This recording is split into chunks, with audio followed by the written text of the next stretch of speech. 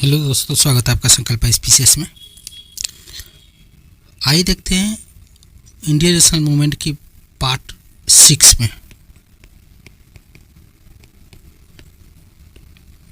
Indian national movement के part 6 की शुरुआत करते हैं। पार्ट 5 तक कवर करवा दिए थे। इसमें खेड़ा तक कवर करवा दिए थे, जब गांधी जी 1915 ईस्वी में इंडिया वो लौटते हैं दक्षिण अफ्रीका से।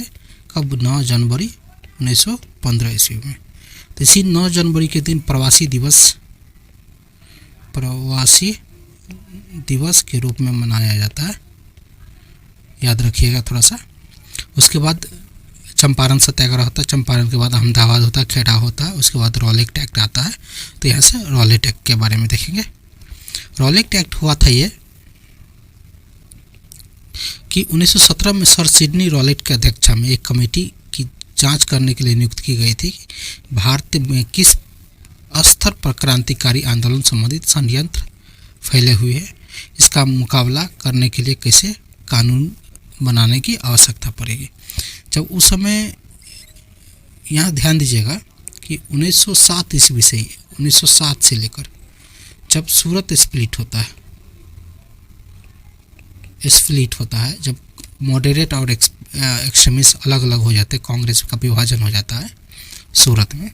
उसके बाद एक्सट्रीमिस्ट थे, जो उग्रवादी थे, वो बहुत उग्र हो जाते हैं, जगह जगह बम फोड़ते हैं। हार्डिंग पर भी चांदनी चौक पर बम फेंक दिए थे। इसके बाद किंग्स फोर्ट मुजफ्फरपुर में 1908 ईस्वी में होता है, किंग्स फोर्ट पर हमला करते हैं। अनुशीलन समिति का गठन होता है, बहुत सारा चीज़ होता है। उसी को क्रांतिकारी को आंदोलन को रोकने के लिए सर सिडनी रॉलेट के अध्यक्षता में एक कमेटी बैठी थी। कब? 1917 ईस्वी में, जांच के लिए कि किस तरह से कानून बनाया जाए जो इस क्रांतिकारी गतिविधियों को रोका जा सके। तो 8 मार्च 1919 को रॉलेट एक्ट की स्वीकृति हो गई। कब? 18 मार्च को 1919 को रॉलेट एक्ट की स्वीकृति हो गई। कब? तो 18 मार्च को। और जिसकी अवधि 3 वर्ष रखा गया था। इस अधिकारित क्रांतिकारी और अराजकतावादी अपराध नियम 1919 तथा था। इसका अधिकृत नाम क्रांतिकारी व अराजकतावादी 1919 था। इस एक्ट को गांधी जी ने अत्यंत घातक पहुंचा। इस एक्ट से गांधी जी को अत्यंत आघात पहुंचा, जिसके कारण सरकार के विरोध हो गए। इसके विरोध गांधी जी देशव्यापी सत्याग्रह करने का निर्णय लिया और इस आंदोलन की तिथि 6 अप्रैल 1919 को निर्धारण की गई थी। देखिए, थोड़ा सा क्रॉनिकल समझिए, इसको इरेज कर रहे हैं।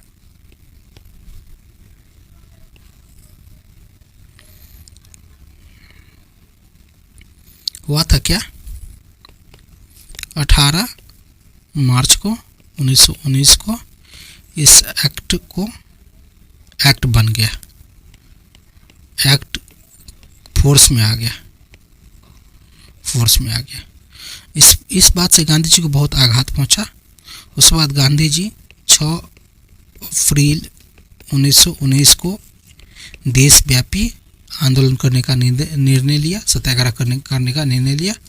उसके बाद अमृतसर में 10 अप्रैल को पंजाब के कांग्रेस के 2 प्रमुख नेता, उसके बाद ध्यान दीजिएगा, 10 अप्रैल 1919 को पंजाब के 2 क्रांतिकारी नेता डॉक्टर सत्यपाल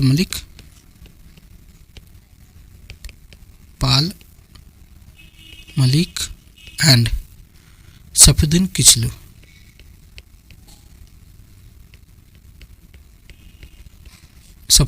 की गिरफ्तारी के खिलाफ टाउन हॉल और पोस्ट ऑफिस पर हमले किए गए और प्रशासनिक सेना बुलाई गई और नगर प्रशासन की दायित्व जनरल डायर को सौंपा गया था। इस डायर ने जनसभाओं की आयोजित करने पर प्रतिबंध लगा दिया था और ये प्रतिबंध सर्कुलेट नहीं किया गया था, मार्शल एक्ट लगाया गया था और जनता के बीच सर्कुलेट नहीं किया, तो जनता को पता नहीं था ये चीज़।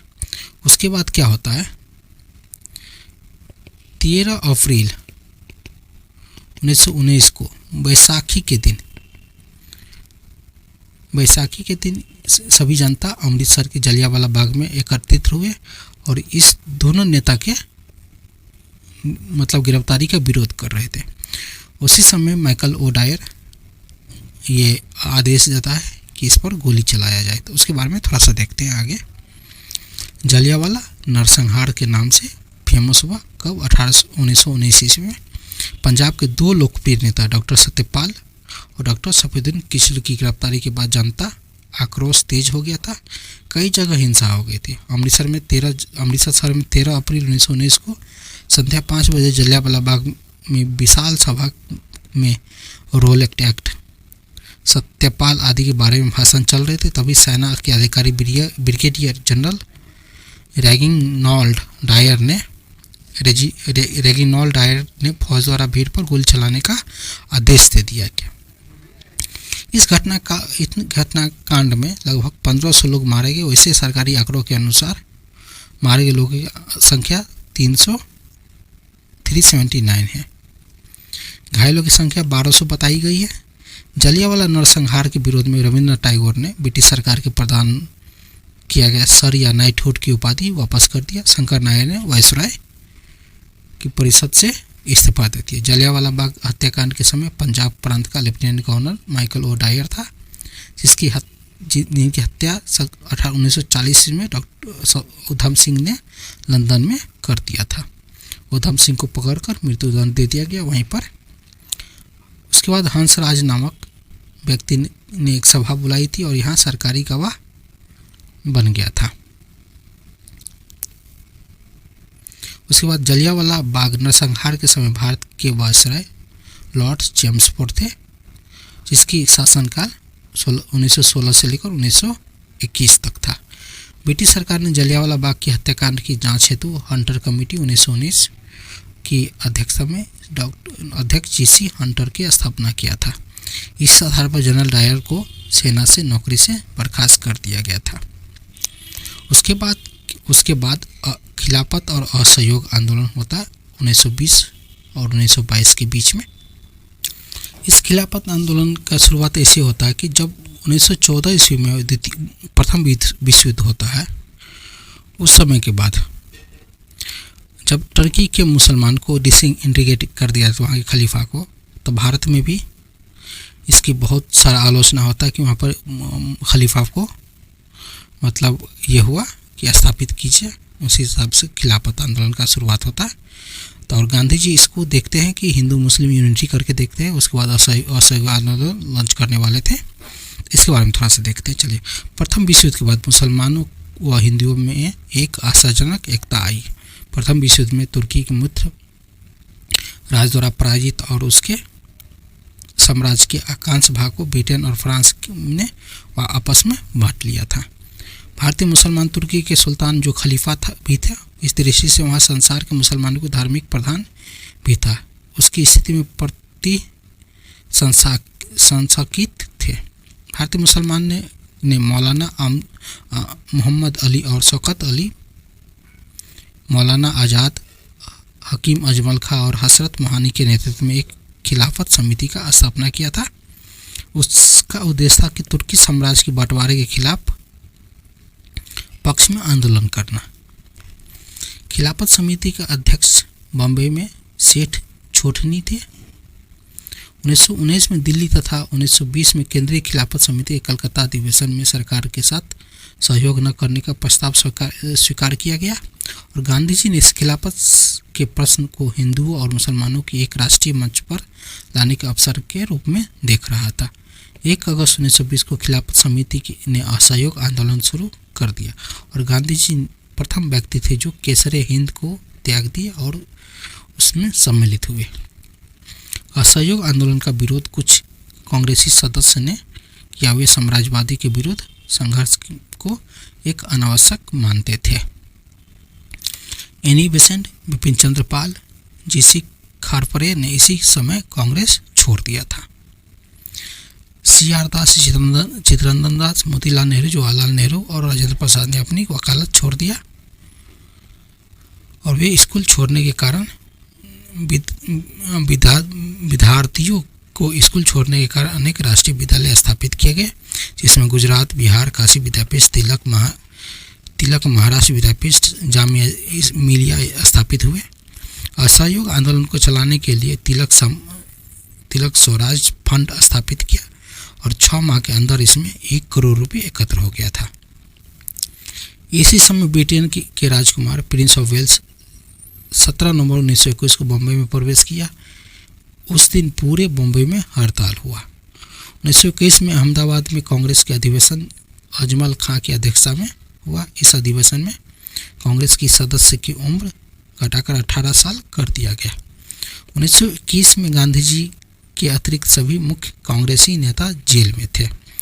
1 फरवरी 1922 को गांधी जी ने वायसराय लॉर्ड रेटिंग के पास अल्टीमेटम भेजा कि अगर 1 सप्ताह के अंदर दमन बंद न किया तो आंदोलनकारियों को रिहा न किया, दमन न बंद न किया और आंदोलनकारियों को रिहा नहीं किया तो वे सामूहिक रूप से बरदौली में सभी ने अवज्ञा आंदोलन प्रारंभ करेंगे। और इससे पहले कई जन आंदोलन होता एक घटना घट गई। घटना क्या था? चौरी चौरा कांड। 5 फरवरी 1922 को गोरखपुर जिले में चौरी चौरा में किसानों के जुलूस पर पुलिस द्वारा गोली चलाने पर भीड़ ने थाने को जला दिया और 22 पुलिसकर्मी मारे गए। गुजरात के बरदौली में 12 फरवरी 1922 को कांग्रेसी कार्यकारी बैठक में सभी कार्यपाली रोकने का निर्णय लिया और जनता को रचनात्मक कार्य करने का निर्देश दिया गया। और उसके इस प्रकार से यह आंदोलन समाप्त हो गया और गांधी जी गिरफ्तार कर लोगों को भड़काकर बगावत करने के आरोप में मुकदमा चलाकर उन्हें 6 वर्ष की सजा दी गई। यह गांधी जी ने कहा कि बुराई के साथ असहयोग उतना ही अच्छा है जितना अच्छाई के साथ सहयोग। असहयोग आंदोलन के तुरंत कई परिणाम न निकला, परंतु इस आंदोलन ने पहली बार भारतीय राष्ट्रीय आंदोलन का जन आंदोलन बताया। गांधी जी द्वारा आंदोलन एकाएक रोक देने से लोग चकित रह गए। गांधी जी की आलोचना की गई। उसके बाद स्वराज दल की स्थापना हुआ। असहयोग आंदोलन के समाप्त होने के बाद कांग्रेस के सामने यह प्रश्न था कि 1919 में एक्ट द्वारा घोषित विधान परिषद के चुनाव में भाग लिए जाए या नहीं। चित्तरंजन दास और मोतीलाल नेहरू ने इन सभाओं में प्रवेश कर असहयोग करने की बात रखी थी। ये परिवर्तनवादी कहलाए, जिसको चेंजर कहा गया। राजेंद्र प्रसाद, सी राजगोपाली, वल्लभ भाई पटेल जैसे नेताओं को प्रवेश करने से नीति का विरोध किया। वे लोग अपरिवर्तनवादी कहलाए, मतलब नो चेंजर। दिसंबर 1922 में सी.आर. दास की अध्यक्षता में गया में बिहार कांग्रेस अधिवेशन हुआ, जिसमें काउंसिल में प्रवेश न लेने का निर्णय हुआ और परिणाम स्वरूप चित्तरंजन दास ने त्यागपत्र दे दिया। किंतु परिवर्तनवादियों ने हार नहीं मानी तथा मार्च 1923 में इलाहाबाद में अपने समर्थकों का अखिल भारतीय सम्मेलन बुलाया और वे एक नवीन राजनीतिक दल कांग्रेस के खिलाफत स्वराज दल की स्थापना किया। फैसला हुआ कि नई पार्टी कांग्रेस के अंदर ही रहेगी लेकिन चुनाव लड़ेगी। इसके अध्यक्ष सी.आर. दास तथा महासचिव मोतीलाल नेहरू थे। उसके बाद देखते हैं गांधी-दास पैक्ट, सी.आर. दास पैक्ट। फरवरी 1924 में गांधी जी जेल से रिहा कर दिए गए। वे मई में चित्तरंजन दास व मोतीलाल नेहरू से बम्बई में मिले। 1924 में गांधी जी सी.आर. दास और मोतीलाल नेहरू से एक संयुक्त वक्तव्य किया जो गांधी-दास पैक्ट के नाम से जाना जाता है। इसमें कहा गया कि असहयोग अब राष्ट्रीय कार्यक्रम न रहेगा। स्वराज पार्टी को अधिकार दे दिया गया कि वह कांग्रेस के नाम पर ही कांग्रेस के अभिन्न अंग के रूप में विधानसभाओं के अंदर काम करेंगे। गांधी जी के जिम्मे ऑल इंडिया स्पिनर्स एसोसिएशन संगठित करने और सारे देश में चरखे और करघे का प्रचार करने का काम कर दिया गया। इस पैक्ट का मुख्य बातों की पुष्टि बेलगाम अधिवेशन 1924 के इसकी अध्यक्षता गांधी जी किया था। साइमन कमीशन के बारे में देखते हैं। जब 1919 के एक्ट 10 वर्षों की इसकी समीक्षा प्रावधान था, जो 1919 में एक्ट आया था, उसको 10 वर्ष के बाद समीक्षा का प्रावधान था, किंतु 1929 में ब्रिटिश में आम चुनाव होने के कारण इसे नवंबर 1927 में ही इसकी स्थापना की घोषणा कर दी। कमीशन ने ब्रिटिश सांसद से के 7 सदस्य सम्मिलित थे तथा इसे साइमन इसके अध्यक्ष थे। ये सदस्य कंजर्वेटिव, लिबरल और लेबर पार्टी के प्रतिनिधि थे। कमीशन के सभी सदस्य यूरोपीय थे और भारत में इसका विरोध यही सबसे बड़ा कारण था कि इसमें कोई भी इंडियन मेंबर नहीं थे। इसको साइमन कमीशन 3 फरवरी 1928 को विलायत से बम्बई पहुंचा। यहाँ एक स्वागत देशव्यापी आम हड़ताल हुआ। जब कमीशन दिल्ली पहुंचा तो यहाँ काले झंडे और साइमन गो बैक के नारे के साथ स्वागत किया गया और केंद्रीय विधानसभा में साइमन का स्वागत करने से मना कर दिया था। साइमन जब लाहौर पहुंचा तो लाला लाजपत राय के नेतृत्व में इसके खिलाफ प्रदर्शन किया गया और पुलिस के लाठीचार्ज के कारण वह कुछ दिनों बाद लाला राय की मृत्यु हो गई। लखनऊ में साइमन के विरोध प्रदर्शन में जवाहरलाल नेहरू, गोविंद बल्लभ पंत की पिटाई की गई। साइमन कमीशन 2 बार भारत आया, पहली बार फरवरी 1928 में, लेकिन 31 मार्च 1928 को वह वापस चला गया। दूसरी बार अक्टूबर 1928 में आया, वह 13 अप्रैल 1929 को वापस इंग्लैंड चला गया। साइमन कमीशन के अधिकृत नाम भारतीय वैधानिक आयोग था। साइमन कमीशन के सहयोग को लेकर मुस्लिम लीग ने फूट पर गई। मोहम्मद शफी के नेतृत्व में मुस्लिम लीग एक गुट सहयोग के पक्ष में मुस्लिम लीग से अलग हो गया। यहाँ देखते साइमन कमीशन में कौन कौन से लोग थे। अध्यक्ष जॉन साइमन जो लिबरल पार्टी के थे। पूछा जाता है कि अध्यक्ष कौन थे, तो जॉन साइमन किस पार्टी के था? लिबरल पार्टी के। उसके बाद सदस्य थे बर्नहम कंजर्वेटिव पार्टी के, स्टेक्थ कौन कंजर्वेटिव पार्टी के, लेफ फोकस कंजर्वेटिव पार्टी के, कैटेगन कंजर्वेटिव पार्टी के, कैलमन एटली लेबर पार्टी के, बाद में प्रधानमंत्री भी बनते, बार्नर हॉटसॉर्न लेबर पार्टी के। तो याद रखिएगा साइमन में ये सब सदस्य था। इसके बाद नेहरू रिपोर्ट आता है और सर्वदलीय बैठक होता है। नेहरू रिपोर्ट 1928 ईस्वी में आता है। किसने? मोतीलाल नेहरू ने रिपोर्ट तैयार किया था। साइमन कमीशन में किसी भी भारतीय को न रखे जाने के कारण बताते हुए सरकार ने यह कहा कि भारतीय पारस्परिक मतभेद अधिक है। भारतीयों में पारस्परिक आपस में मतभेद बहुत है। इसी अवसर भारत के सचिव लॉर्ड बार्किनहेड ने भारतीयों को यह चुनौती दी कि वे एक ऐसे संविधान का निर्माण करें जिससे सभी भारतीय के दल सहमत रहे।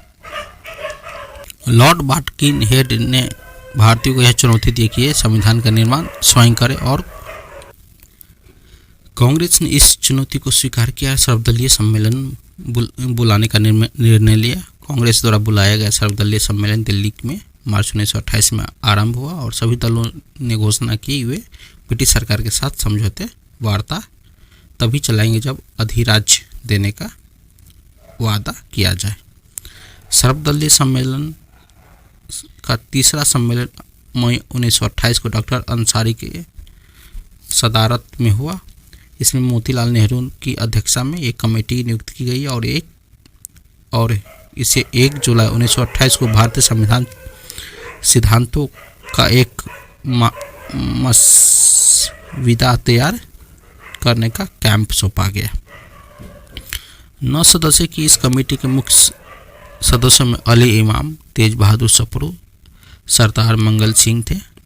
याद रखिएगा कौन कौन थे। 9 सदस्य के कमेटी के मुख्य सदस्य अली इमाम, तेज बहादुर सप्रू, मंगल सिंह थे। 29 राजनीतिक संगठनों ने इस प्रस्ताव का समर्थन किया था और इस कमेटी ने अपना मसविदा जुलाई 1928 को प्रकाशित किया था और इतिहास में यह नेहरू रिपोर्ट के नाम से जाना जाता है। इसका आधार डोमिनियन स्टेट था और नेहरू रिपोर्ट का मुख्य बिंदु इस प्रकार के था। इसके मुख्य बिंदु देखते हैं। भाषा के आधार पर प्रांतों का गठन तथा प्रांतों की स्वायत्ता शासन देने की बात कही गई है और सारी शक्ति केंद्रीय विधानसभा के प्रति उत्तरदायी भारत के हाथों में रखी गई। यह केवल विदेशी मामलों और सुरक्षा को ब्रिटिश नियंत्रण में रखा गया था। अगला पॉइंट था नागरिक अधिकारों के बारे में कहा गया था कि लोगों को भाषण देने, समाचार पत्र लिखने, भाषा सभाएं करने, संगठन आदि बनाने की स्वतंत्रता प्राप्त थी। ये यहाँ पर पहली बार फंडामेंटल राइट के बारे में कहा गया था। सभी बालिगों को मतदान का अधिकार दिया जाए। मुस्लिम लीग ने हिंदू मुस्लिम समझौते की सिफारिश को ठुकरा दिया और प्रस्तावित संविधान को पास करने से इनकार कर दिया।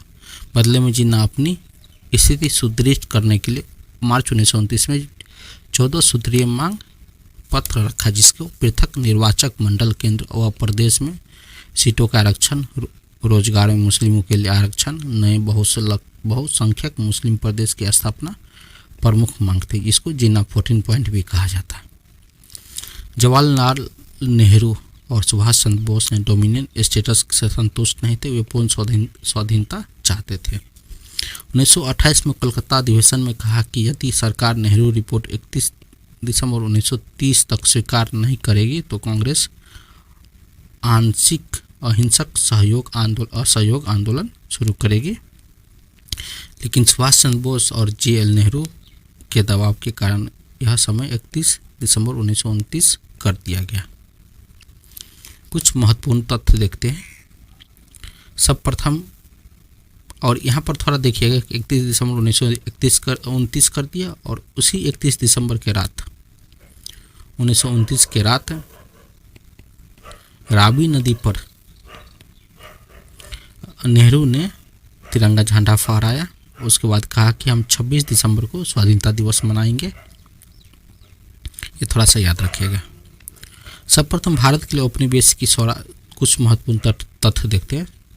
स्वराज की मांग सर तेज बहादुर सप्रू और एवं जयंकर ने किया था, क्योंकि ये दोनों नेहरू रिपोर्ट तैयार करने वाले समिति के सदस्य थे। नेहरू रिपोर्ट के आधार पर उपनिवेशिक स्वराज, जिसको डोमिनियन स्टेट कहा जाता है, उपनिवेशिक स्वराज की जगह पूर्ण स्वराज की मांग प्रभावशाली बनाने के लिए जवाहरलाल नेहरू एवं सुभाष चंद्र बोस ने मिलकर 1928 में इंडिपेंडेंस फॉर लीग का गठन किया था। किसका? तो इंडिपेंडेंस फॉर लीग का। यहाँ ध्यान दीजिएगा, किसने किया था?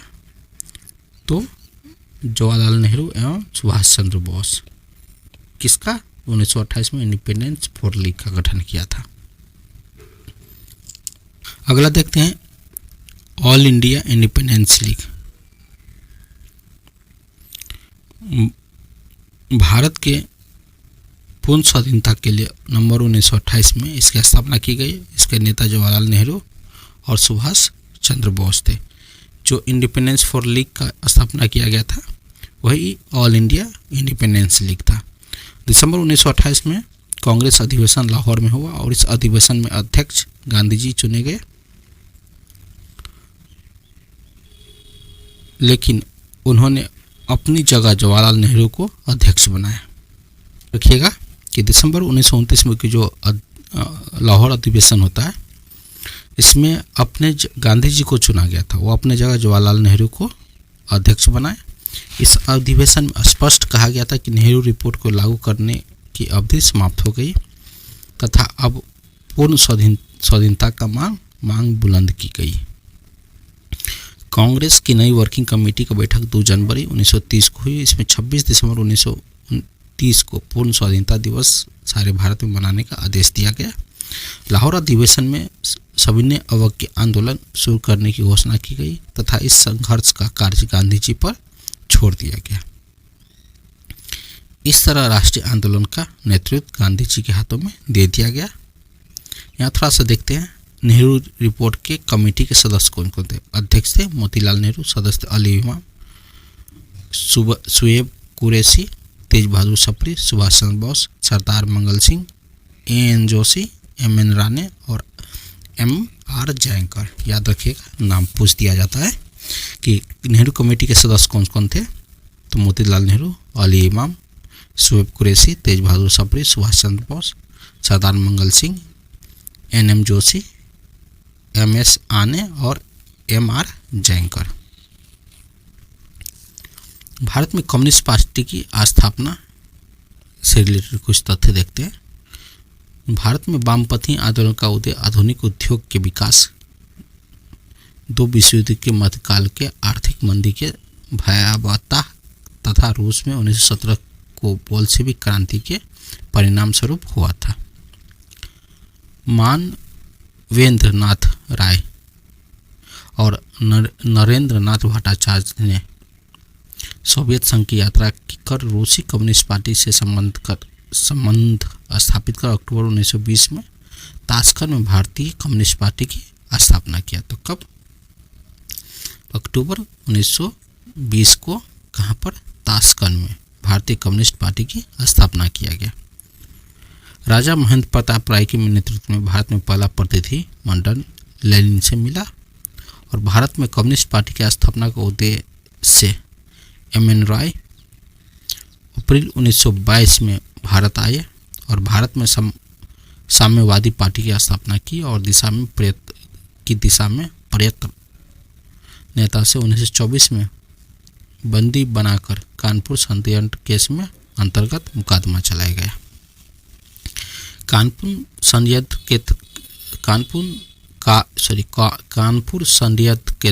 केस के अंतर्गत साम्यवादी के नेता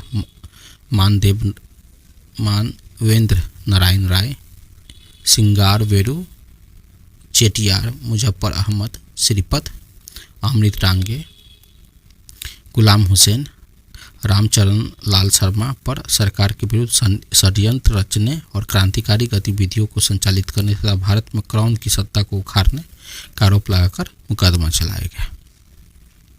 अंततः 1 दिसंबर 1925 को भारत में साम्यवादी दल की स्थापना की घोषणा की गई और भारत के लिए पूर्ण स्वाधीनता की मांग करने वाली यह पहली पार्टी थी। इस पार्टी ने घोषणा की कि राजनीतिक स्वतंत्रता एक साधन है और आर्थिक स्वतंत्रता एक लक्ष्य है। 1927 में भारत में पहली बार 1 मई को मई दिवस मनाया गया और भारत में मजदूर की बढ़ती राजनीतिक चेतना की सूचक थी। इन बंदी नेताओं में 3 ब्रिटिश नागरिक भी थे और ये फिलिप स्प्रेट, बेन ब्रैडले और लेस्टर हिचसन है। इसके बाद ट्रेड यूनियन की स्थापना होता है। ट्रेड यूनियन की स्थापना के बाद सबने थोड़ा ट्रेड यूनियन की स्थापना देखते हैं, उसके बाद सबने अवज्ञा आंदोलन नेक्स्ट वीडियो से देखेंगे। 19वीं सदी के उत्तरार्ध में भारत में आधुनिक मजदूर वर्ग का उदय हुआ था। एम.एन. लोखंडे 1880 में 90 में बॉम्बे मिल हैंड्स एसोसिएशन की स्थापना किया था, जिसे प्राय भारत में गठित प्रथम मजदूर संगठन कहा जाता है। यदि यह ट्रेड यूनियन नहीं था, नियमित सदस्य और शुल्क के साथ पहला व्यवस्थित श्रम संघ मद्रास श्रम संघ था, जिसकी स्थापना बीपी वाडिया ने 1918 में मद्रास में किया था। यह कपड़ा उद्योग के संबंधित था। यह भारत का पहला ट्रेड यूनियन था। गांधी जी 1918 में अहमदाबाद टेक्सटाइल लेबर एसोसिएशन की स्थापना किया था। यह उस समय की सबसे बड़ी ट्रेड यूनियन था। मजदूर संघ आंदोलन की सबसे महत्वपूर्ण घटना ऑल इंडिया ट्रेड यूनियन की स्थापना था, जिसे अक्टूबर 1920 में एम.एन. जोशी ने किया था। 21 अक्टूबर 1920 में मजदूर संघ की महत्वपूर्ण all India trade union Congress की स्थापना कब 1920 ईस्वी में अक्टूबर 1920 में एम.एन. जोशी ने किया था। एटक का प्रथम अधिवेशन 1920 में बॉम्बे में लाला लाजपत राय की अध्यक्षता में हुआ था। 1919 में अंतर्राष्ट्रीय श्रम संगठन की स्थापना की गई, जिसमें सरकार, उद्योगपति तथा मजदूरों के प्रतिनिधि एकत्र होकर मजदूरों की भलाई के लिए प्रश्नों पर विचार करते थे। एटक के all India trade union ATC जिसको कहते हैं, ऑल इंडिया ट्रेड यूनियन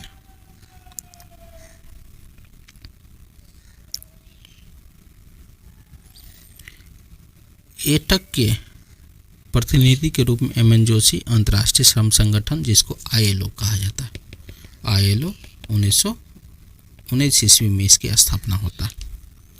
श्रम संगठन में भेजे गए। 1925 में सर्वप्रथम कलकत्ता के प्रांतीय स्तरीय मजदूर किसान पार्टी बनी। 1928 में बॉम्बे में सूती कपड़ा मिलों में बड़ी आम हड़ताल मजदूरों ने की और इसमें कम्युनिस्ट के नेतृत्व वाली गिरनी कामगार और यूनियन की महत्वपूर्ण स्थिति हासिल की। 1928 के अंत तक इसकी सदस्य संख्या 32 से बढ़कर 54,000 हो गई थी। 1928 में झाड़िया आंदोलन के समय AITUC में वामपंथी की स्थिति प्रभावशाली हो गई थी।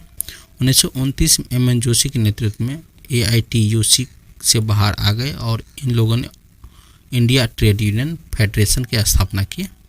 तंतुपंत थेंगड़ी ने सर्वप्रथम ट्रेड यूनियन की मंच पर से वर्ग संघर्ष की शुरुआत किया था। इंडिया ट्रेड यूनियन फेडरेशन 1935 में एटक AITUC से मिल गए और 1938 में इसका पहला संयुक्त अधिवेशन नागपुर में हुआ था। द्वितीय विश्व युद्ध के दौरान मजदूर गतिविधियों पर कुछ हद तक रुक गई, लेकिन 1945 के बाद इन गतिविधियों पुनः तेज हो गई। उसके बाद कांग्रेस राष्ट्रवादियों ने 1947 में AITUC से निकलकर इंडियन नेशनल ट्रेड यूनियन की कांग्रेस की स्थापना किया। तो ये था ट्रेड यूनियन तक। अगला वीडियो से देखेंगे सविनय अवज्ञा आंदोलन। यहाँ भी बहुत इंपॉर्टेंट है। यहाँ से गांधी जी कैसे सविनय अवज्ञा आंदोलन की शुरुआत करती है। उसके बाद 1935 एक्ट आया, 1937 का इलेक्शन आया, 1937 में 38 में 28 महीने के बाद कांग्रेस रिजाइन दे देते, उसके बारे में देखेंगे। उसके बाद 1940 में देखें, 1940 के बाद 42 में जाएगा भारत छोड़ो आंदोलन, 42 के बाद 43-44 में देखें जो INA की फॉर्मेशन होता है, इंडियन नेशनल आर्मी की, जो सुभाष चंद्र बोस ने सिंगापुर सब में किया था, और उसका गतिविधि देखें। 1945 में देखेंगे क्रिप्स पेवल्स प्लान। उसके बाद कैबिनेट कमेटी का इंटरिम गवर्नमेंट की गठन देखेंगे। इंटरिम गवर्नमेंट के बाद कॉन्स्टिट्यूशन असेंबली की स्थापना देखेंगे। उसके बाद भारत की राज्य की स्वतंत्रता देखेंगे। वीडियो में बने रहिए आप लोग। थोड़ा सा चैनल को सब्सक्राइब कीजिए, मोनेटाइज करवाइए।